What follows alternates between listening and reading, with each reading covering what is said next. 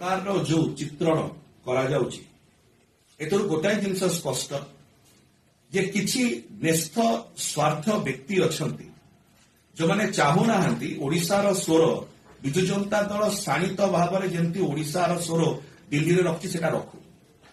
आप देखिए गत 6 मास भितर जे प्रकार भाव में विजु जनता दल मान्यवर सांसद माने अनेक प्रसंग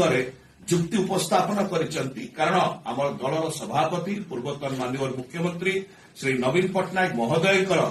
निर्देश रे 7 जन जाक राज्यसभा सांसद अनेक प्रसंग जेतल उठाउछंती से प्रसंग गुड़िक काटु पड़ुछि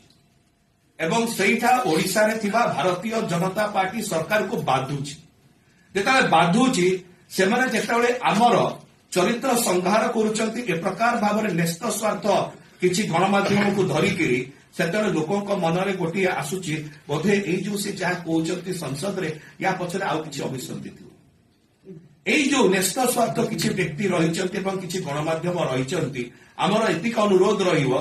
थरे कौन आप आमको पचार आमर साइड ऑफ द स्टोरी कौन गोटे फोन आमको आसी कहवाई कि आज्ञा यही विषय में शुणा जाऊँ आपण मान मत ए कौन